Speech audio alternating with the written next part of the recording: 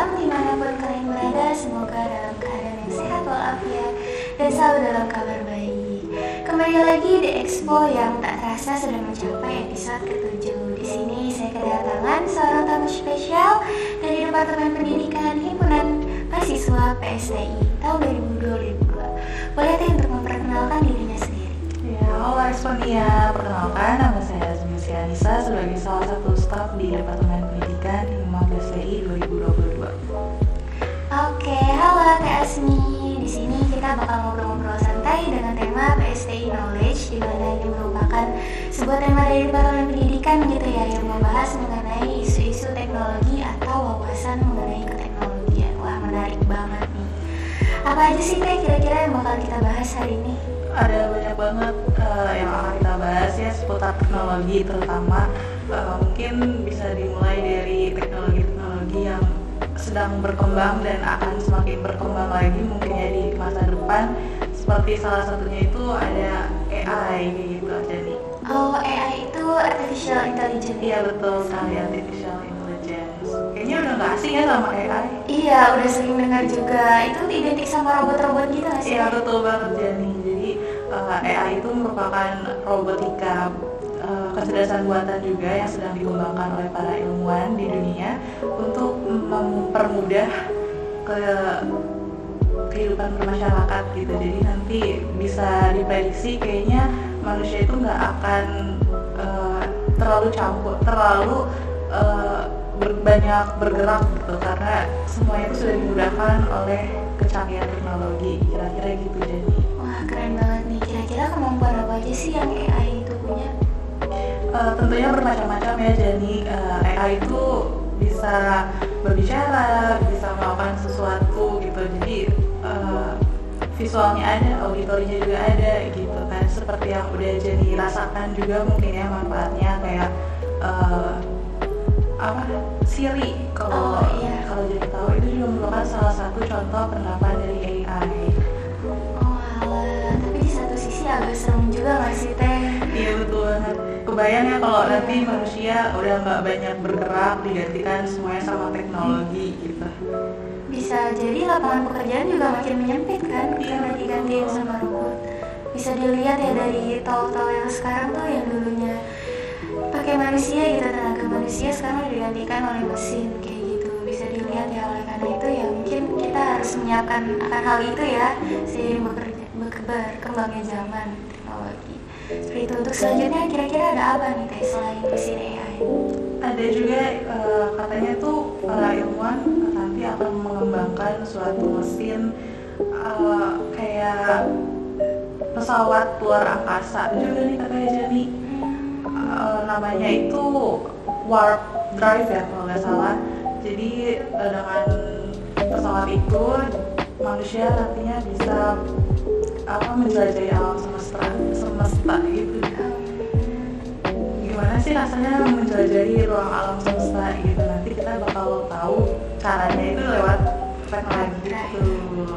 Iya, sebenarnya juga penasaran gak sih kita di bumi, di alam semesta yang begitu luas, apakah memang ada sesuatu gitu di planet lain? Kita nggak tahu apakah ada kehidupan kah di luar sana. Itu pasti bakal kemungkinan diketahui ya ketika masa depan nanti dengan teknologi yang ada gitu. Iya, mana katanya tuh kemarin manusia mau pindah ke Mars juga kan ya? Oh iya, nyari-nyari. Bisa jadi nanti mereka pindah ke Mars lewat warp drive itu jadi, tapi ya siapa tahu ya. Untuk bentukannya sendiri kayak roket atau gimana? Aku lihat-lihat sih lebih ke UFO ya miripnya. Oh, UFO. Miripnya lebih ke UFO. Mungkin terinspirasi dari alien kah apa gimana? Kurang tahu ya. Tapi miripnya UFO sih kalau kata aku. Atau kalau jadi nonton Wakanda itu ada pesawatnya, mirip sih pesawat kayak gitu. Yang sering kita lihat di film-film sci-fi, mungkin seperti itu ya bentukannya. Bisa sih, ini menarik. Kira-kira kita sendiri kalau misalnya memang udah jadi berkesempatan gitu buat naik warp drive ini, mau nggak ya?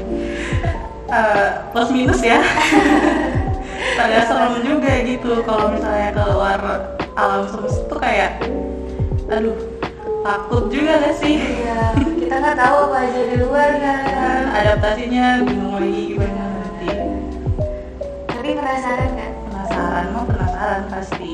Cuman pengennya orang lain dulu kan ya. Kita ngeliat dari berita aja. Harus ada testimoninya dulu. Iya benar. Oke, untuk selanjutnya kalau nggak salah aku mendengar juga tentang teknologi drone gitu. Oh iya. Itu tuh semacam drone perang gitu. Apa sih bedanya dengan drone biasa yang kita sering lihat? Difungsikannya sih lebih jelas gitu. Kalau misalnya drone perang itu ada kemungkinan dikendalikannya lewat jarak jauh gitu. Nanti drone-nya yang terbang ke area perang, mereka bisa lempar rudal dan lain sebagainya gitu. Aku juga kurang paham tentang militer itu, tapi sepertinya kayak gitu sih, kayak senjata perang lagi drone-nya tuh. Agak serem juga berarti ya, nggak perlu terjun langsung ke lapangan, tapi udah ada otomatisasi dari mesin kayak gitu. Iya betul, serem. Berarti ini tuh bergunanya di dunia militeran gitu ya? Iya, difungsikan ke militeran. Sama-sama bisa terbang kayak yang tadi sebelumnya tuh? Iya. Yang drive? Oh iya, tapi mungkin cakupannya nggak lebih luas ya. Kalau misalnya warp drive tadi itu ke luar angkasa, mungkin kalau buat drone ini cuma sekitar berapa kaki ketinggiannya gitu ya. Tapi bayangin aja perang manual kayak sekarang aja tuh yang masih teknologinya bisa dibilang standar lah, udah bikin kekacauan yang luar biasa dahsyat itu kan, korban jiwa di mana-mana. Kita bayangin kalau misalnya nanti drone perang ini jadi gitu kan, apa nggak semakin banyak gitu korban jiwanya. Seru sih. Seru banget sih, dari awal yang kita pernah pakai bambu runcing gitu, sekarang teknologinya udah berkembang sangat pesat gitu ya, dengan segala kecanggihan yang mungkin bisa bilang di luar nalar manusia kayak gitu. Ngebahas tentang senjata perang gitu ya, aku juga dengar tentang nanobot gitu. Lebih serem lagi karena bentuknya tuh nggak kelihatan, wujudnya tuh nggak bisa terlihat oleh mata gitu. Nah itu apa sih nanobot itu? Kalau nggak salah bisa masuk ke dalam tubuh. Iya, pada dasarnya nanobot itu sebenarnya difungsikan buat di medis ya. Jadi fungsi awalnya itu nanobot dibuat untuk membantu para penderita kanker, terus yang pembuluh darah tersebut, pokoknya dengan penyakit-penyakit yang kritis gitu ditolongnya lewat teknologi nanobot. Jadi katanya sih nanobot itu bisa bantu untuk mencegah biar penyakitnya itu nggak semakin parah gitu. Cuman ya kalau misalnya disalahgunakan itu dia jadi masalah yang makin bahaya itu kalau disalahgunakan sama pihak yang nggak bertanggung jawab. Nanti bisa jadi istilahnya apa ya, mutan.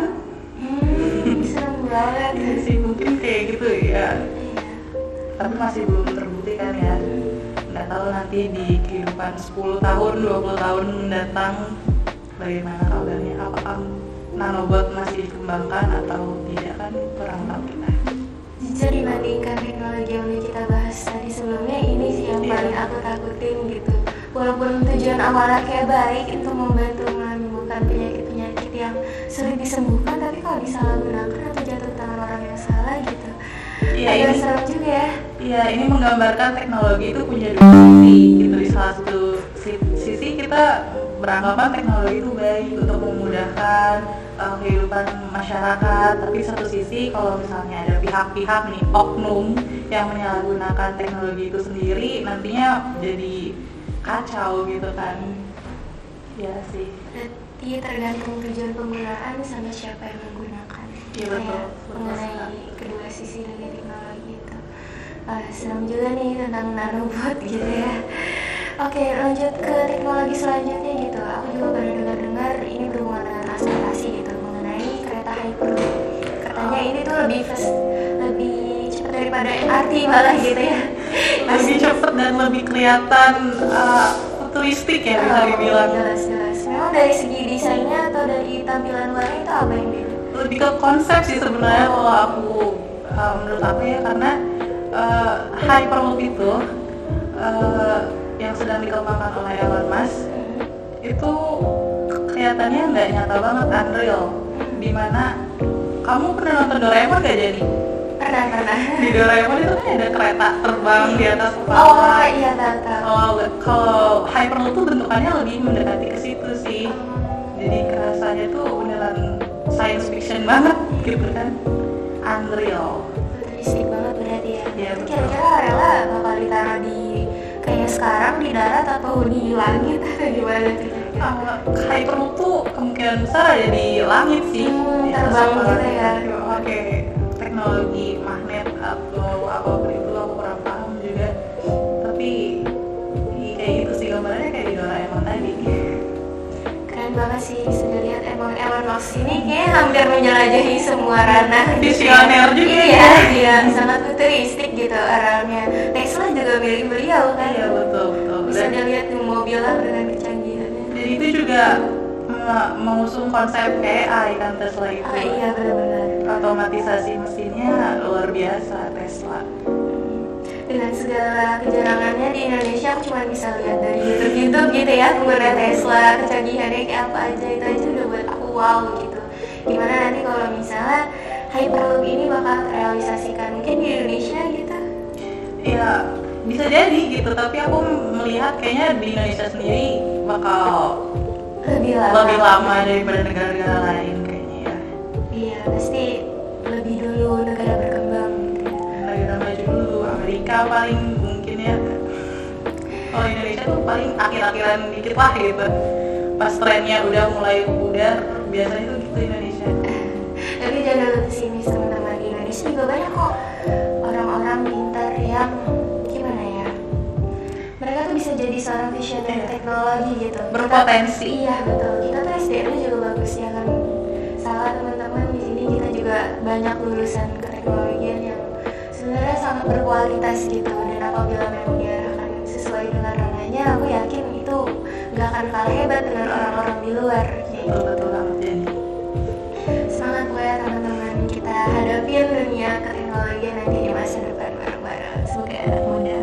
Oke, keren banget nih untuk Hyperloop ini. Terus selanjutnya mungkin aku pengen ngebahas sedikit mengenai keamanan gitu kan. Dari teknologi ini pastinya bakal ada kebahayaan atau risiko yang dimiliki yang mungkin dapat berpengaruh secara langsung atau tidak langsung kepada manusia gitu.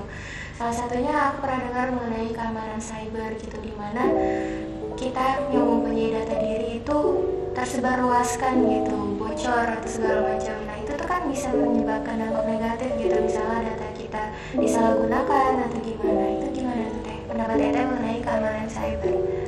Ya menurut aku sangat disayangkan ya, data penduduk masyarakat Indonesia kan banyak banget secara data gitu. Indonesia punya penduduknya keempat terbanyak kalau nggak salah ya di seluruh dunia, dan data yang sebanyak itu nggak dijaga oleh stakeholder merupakan sebuah kesia-siaan gitu, karena pada dasarnya sekarang itu pada masa digitalisasi ini data itu suatu sumber daya baru yang harganya itu bahkan melebihi harga minyak dunia sebenarnya Jani, dimana data itu berperan penting banget untuk kebutuhan bisnis terutama gitu. Jadi harusnya dengan konsep data is the new oil, stakeholder bisa menyimpan data milik masyarakat Indonesia dengan sebaik mungkin gitu, dijaga seperti halnya mereka menjaga harga bumi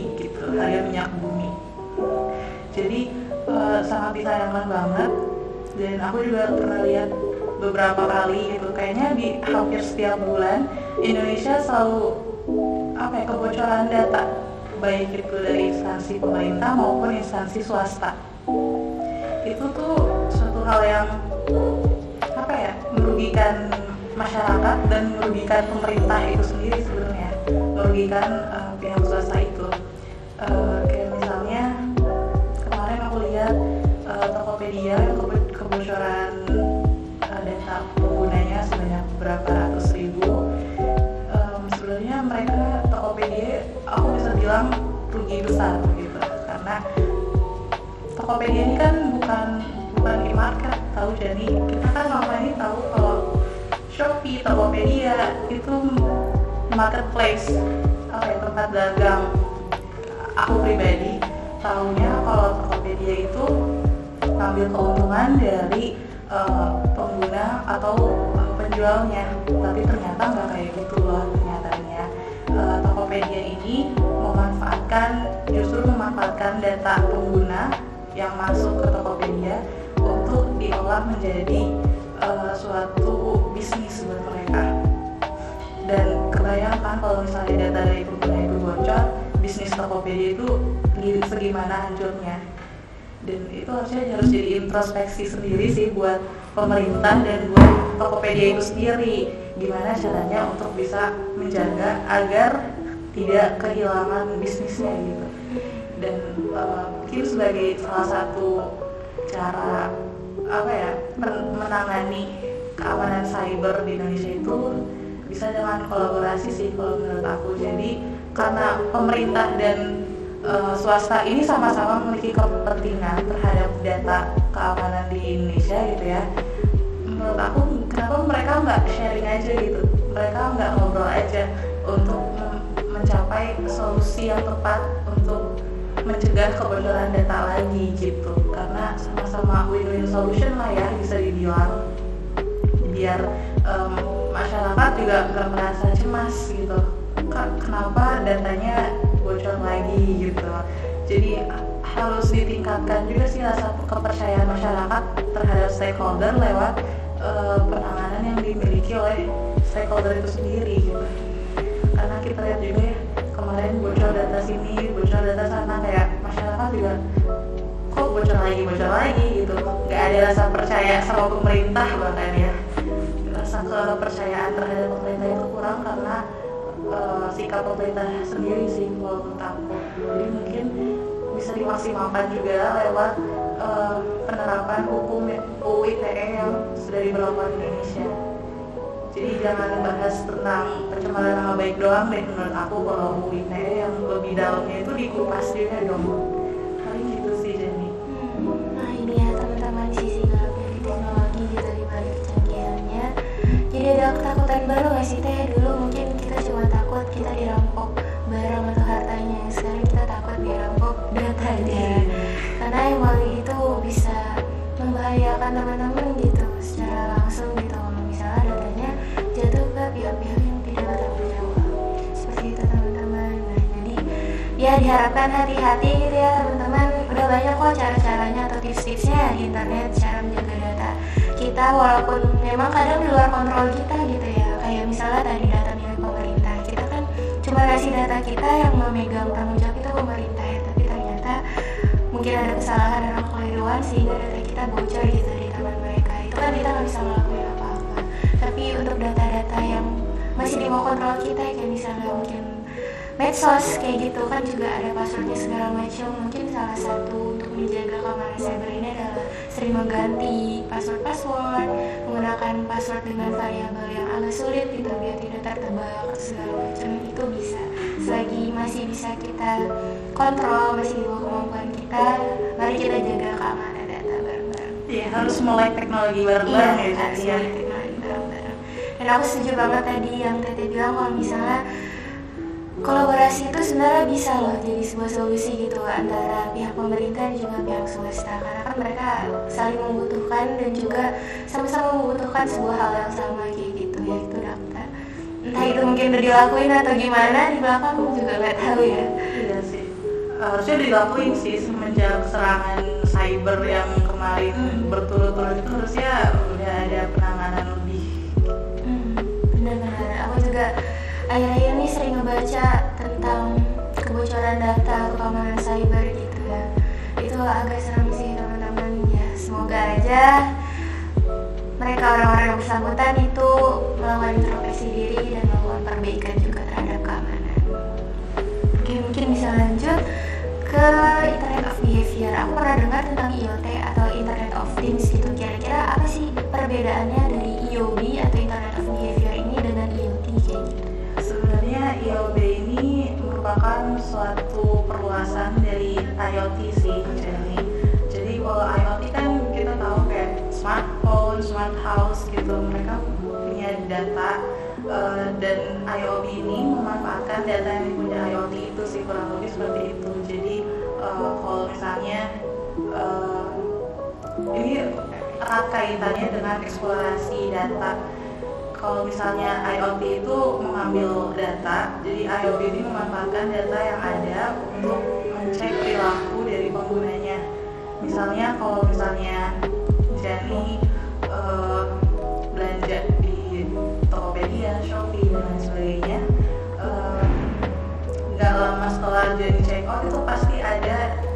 pop-up atau iklan atau apapun itu yang muncul serupa dengan benda yang menjadi beli sebelumnya tapi beda produk. Nah itu merupakan salah satu contoh simple dari penerapan IOB gitu. Jadi mereka cari perilaku apa sih yang dilakukan pengguna A gitu kan. Nanti setelah hasilnya muncul sudah dianalisis, IOB ini nanti memunculkan itu tadi hal-hal yang mirip-mirip dengan perilaku dari sebelumnya, atau mungkin contoh lainnya kayak face recognition.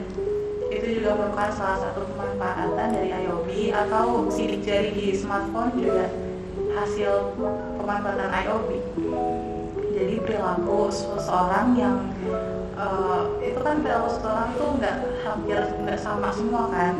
Nah IOB ini mencari keunikan dari pengguna itu sendiri untuk dimanfaatkan kembali gitu. Paling simpelnya gitu sih. Aku sering ngerasain kayak gitu gadget yang aku punya gitu, melakukan penyesuaian dengan aku sebagai user, tapi aku nggak tahu kalau misalnya itu tuh ternyata bentuk dari IOB kayak gitu. Aku baru tahu sekarang. Wah keren juga berarti ya teman-teman. Itu tuh berarti sebagai semacam memory action dari perangkat gitu nggak sih? Ya bisa dibilang kayak gitu sih kurang lebih. Jadi dia menyesuaikan dengan usernya kayak gitu ya. Lihat dari history user sebelumnya gitu, mereka melakukan apa, dan IOB ini memanfaatkan istilahnya mencari celah di antara perilaku user tersebut gitu sih. Ini salah satu puncak kecanggihan dari perangkat yang kita punya gitu ya. Betul sekali Jenny. Canggihnya di situ tuh karena ada IoT dan IOB. Dengan gabungan dua itu malah makin keren banget gitu perangkat-perangkat. Gimana nanti yang di masa depan mungkin yang belum dibuat, yang sedang dibangun atau makin kedengarannya serem banget. Iya, agak serem karena kita nggak tahu gitu. Ini semua di luar kemampuan kita nggak tahu apa yang terjadi di depannya nanti gitu ya. Karena sebenarnya kalau dikilas balik gitu, aku sendiri merasa teknologi itu cepet banget berubahnya. Dari yang penggunaan telepon GSM, Nokia dan sebagainya, pindah ke smartphone gadget itu udah kurang dari 10 tahun ada kali ya. Jadi mungkin selanjutnya teknologi apa lagi yang akan hadir begitu kan, kita tunggu aja kali ya. Iya, kita tunggu aja, kita saksikan, mungkin kita hadapi gitu ya, karena pasti mau tidak mau mereka bakal memberikan pengaruh gitu terhadap kehidupan manusia. Dan mungkin hikmahnya kita harus memaksimalkan diri kita ya, menggali potensi kita biar bisa menerima dan maksudnya nggak merasa kalah sama teknologi. Kita harus mempersiapkan diri untuk menghadapi teknologi baru yang akan ada nantinya, dengan mempersiapkan kemampuan kita sendiri gitu. Karena setelah yang tadi jadi bahas juga, sekarang tuh udah tenaga manusia tuh udah berkurang, dan kita harus menyiapkan kemampuan kita yang lebih dari itu biar kita nggak tergantikan oleh teknologi gitu. Iya, gimana caranya teman-teman kita membekali diri untuk menghadapi apa yang terjadi ke depannya ketika teknologi mungkin memang sudah berjalan beriringan dengan kita gitu. Bisa jadi lebih maju dari mereka, atau bisa jadi kita harus lebih maju daripada mereka kayak gitu. Jadi kita udah bahas banyak ya untuk kali ini di podcast ini. Tadi dari awal tentang mesin AI yang mungkin robotiknya kalian udah pernah lihat di internet, atau mungkin ada yang udah pernah lihat langsung kayak gitu. Terus juga ada drone perang gitu yang digunakan dalam dunia militer, yang kita nggak tahu ini ya apa fitur-fitur yang mereka miliki, sebahaya apakah mereka, dan seganas apa gitu mereka di dunia perang, kita tidak tahu. Terus juga ada warp drive gitu ya, sebuah teknologi untuk keluar angkasa. Mungkin teman-teman nanti ingin memuaskan rasa penasarannya terhadap dunia di luar bumi kayak gitu, mungkin nanti di masa depan kita nggak tahu dapat kesempatan untuk melihat apa aja sih yang ada di luar sana. Karena kan di alam semesta yang begitu luas ini, yang mungkin bisa dibilang di luar kadar pemikiran kita gitu, apa aja sih yang ada di luar sana kita tidak tahu kayak gitu. Terus Terus juga ada nanobot yang ini juga sebenarnya tujuannya baik, cuman kalau misalnya jatuh di tangan salah, udah nggak tahu itu bakal dijadiin apa gitu ya, risikonya apa, bahayanya apa yang bakal diterima kayak gitu. Apalagi ini merupakan perwujudan teknologi yang tidak bisa dilihat secara kasat mata gitu kan, dia masuk ke dalam tubuh seseorang. Kalau misalnya orang itu tahu dimasuki, mungkin dia bisa aware gitu, tapi kalau misalnya seseorang nggak tahu atau nggak sadar dia dimasukin nanobot itu kan agak serem juga gitu ya, apalagi kalau misalnya tujuannya jahat. Itu serem banget sih. Terus juga ada kereta hyperloop dengan konsep futuristiknya yang super duper keren, yang mungkin kalian saat ini cuma bisa melihat di film-film sci-fi gitu, tapi kita sebenarnya punya kesempatan untuk melihat di masa depan nanti itu untuk realnya gitu atau benarannya. Terus juga ada keamanan cyber, jadi dibalik kejadian yang mereka punya, tentunya mereka mempunyai sisi gelap, misal rentannya data kita untuk bocor, rentannya sesuatu untuk gimana ya, karena semakin canggih teknologi tuh seakan-akan semakin tipis privasi nggak sih Teh? Iya, dan resikonya semakin tinggi juga. Iya benar, itu bisa aku rasain di media sosial gitu loh, kayak semakin banyak gitu hal yang dari diri kita tuh dipublikasikan ke orang lain, dan orang lain juga mudah untuk melihat apa yang kita publikasikan karena salah satu bentuk dari kecanggihan teknologi juga gitu kan. Jadi ya semakin menipis. Itu bagaimana caranya kita harus mampu gitu menghadapi hal-hal seperti itu, karena memang teknologi ini mempunyai dua sisi gitu, ada sisi buruk dan sisi baiknya. Sisi baiknya aku yakin mereka pasti diciptakan memang untuk membantu kehidupan manusia, tapi sisi buruknya ya seperti itu, banyak sekali teman-teman, mungkin teman-teman sudah tahu dan harus mempersiapkan hal itu juga teman-teman. Terus juga yang terakhir itu ada Internet of Behavior yang ternyata itu termasuk dari IoT ya, Internet of Things. Aku juga baru tahu barusan kalau misalnya handphone yang aku kadang-kadang rasain kok dia tahu ya apa yang aku mau, ternyata itu tuh bentuk dari IoT gitu. Sungguh canggih ya teman-teman, kayak keren banget IoT ini, semacam memory action dari handphone yang menyesuaikan dengan user yang dia pakai gitu, atau user yang memakai perangkat tersebut kayak gitu. Itu keren banget sih. Jadi ini pembahasannya benar-benar menambah knowledge atau wawasan banget sesuai dengan temanya gitu, PST Knowledge. Sebelumnya aku mau makasih kepada Departemen Pendidikan yang mau kolaborasi gitu dengan departemen eksternal. Setelah di sini juga kita kan tujuan membahasnya untuk meningkatkan kritisi mahasiswa atau pengguna di luar sana, audiens secara umum gitu terhadap teknologi, dan PST Knowledge ini memang sangat dibutuhkan itu untuk memperluas wawasan kalian mengenai apa teknologi yang bakal muncul ke depannya, atau seperti apa teknologi yang sudah ada sekarang, seperti itu sih Teh. Oke, baik, dari Teh Asmi ingin ada yang disampaikan lagi? Ya, paling tambah dari aku, kalau PST Knowledge itu nggak berhenti sampai sini ya teman-teman Exponia. Teman-teman juga masih bisa kok cari-cari info lebih banyak tentang PST Knowledge lewat Instagramnya di Himal PST UPI. Iya betul, untuk podcast ini bisa ditonton di YouTube, dan untuk kelanjutan dari PST Knowledge ini kalian bisa saksikan di Himal PST UPI. Di situ bakal banyak info-info lagi yang terbaru, yang selalu up to date kayak gitu ya, untuk menambah wawasan kalian kayak gitu. Oke, terima kasih Teh Asmi atas waktunya. Terima kasih juga Teh Jani udah kasih Azmi kesempatan dari poek ini. Oke, yang pastinya knowledge atau wawasan ini bakal berguna bagi teman-teman di luar sana. Sekian dari saya sebagai moderator dan juga Teh Asmi. Wassalamualaikum warahmatullahi wabarakatuh. Dadah Exponia.